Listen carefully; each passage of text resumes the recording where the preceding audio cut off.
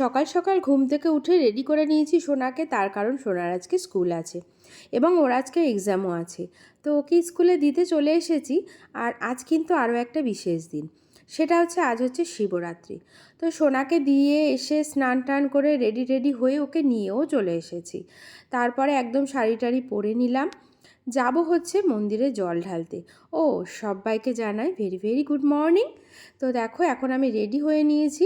আমি একটা লাল সাদা শাড়ি পরেছি, মানে লাল শাড়ি সাদা ব্লাউজ দিয়ে, আর সোনাও একটা লাল সাদা জামা পরেছে।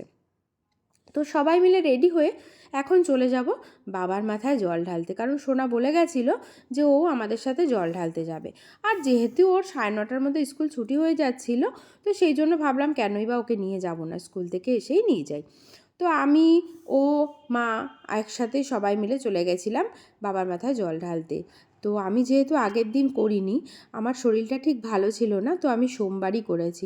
আর 12 সোমবার ছিল, ভালোই বেশ হয়েছে। Om Namah Shivaya, Om Namah Shivaya,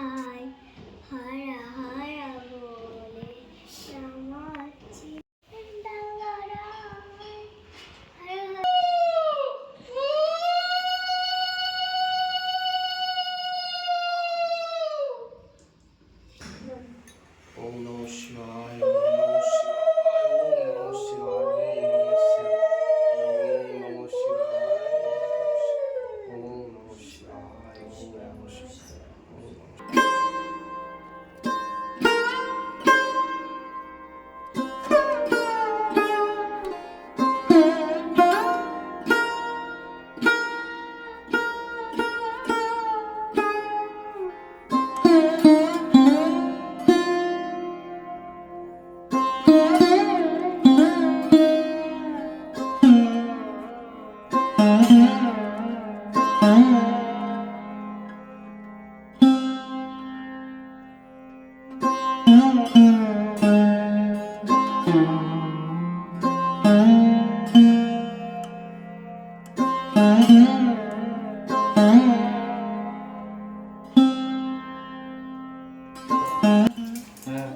নীল ফুলটা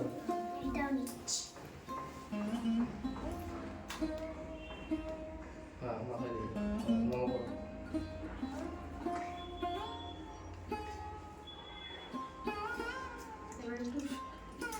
শাড়িতে দাও, এই যে ঠাকুরকে দাও, একটু বাতাসা, এই আপেলটা দাও, বাতাসা তো দিতে হবে। হ্যাঁ দাও, একটা আপেল দাও,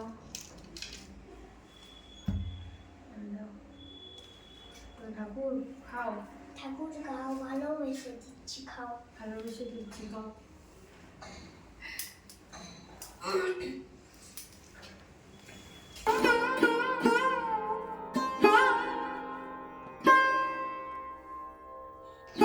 ম্যাডাম জল ঢেলে আসছেন, জল ঢালা হয়ে গেল। এবার তাড়াতাড়ি আমরা একটু খাবো, কিছু খেয়ে আমি আবার কাজে বেরোবো। রেডি করে রেখেছে সারথীকে, তাড়াতাড়ি চলো। এই হচ্ছে আমার গরুর। সারথী রেডি। আসো, একটা নিয়ম আছে আমার শ্বশুরবাড়িতে, একটা নিয়ম আছে, সেটা হচ্ছে শিব পুজো করার পর, শিবের উপোসের পর স্বামীর পা ধুয়ে দিতে হয়। তো তার সাথে আমার সোনাও যোগ হয়েছে, কারণ ওর পা ধোয়াবো না, এটা ছোট মানুষ, ও কিছুতেই মেনে নিতে পারবে না। আর আমার কোনো আপত্তিও নেই ওর পা ধুয়ে দিতে, কারণ ও তো আমার ঘরের লক্ষ্মী, তাই না? তো যাই হোক, ওর বাবাও যেহেতু বাড়ি ছিল বলে পাটা ধুয়েও নিতে পারলাম উপোস করার পরপরই, না হলে হয়তো কাজ থেকে বাড়ি আসার পর আমাকে এই রিচুয়ালটা করতে হতো।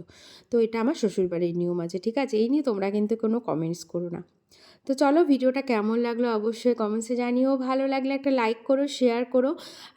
আর যেহেতু এটা আমার নতুন চ্যানেল, প্লিজ তোমরা একটু আমাকে সাপোর্ট করো। চলো, টাটা।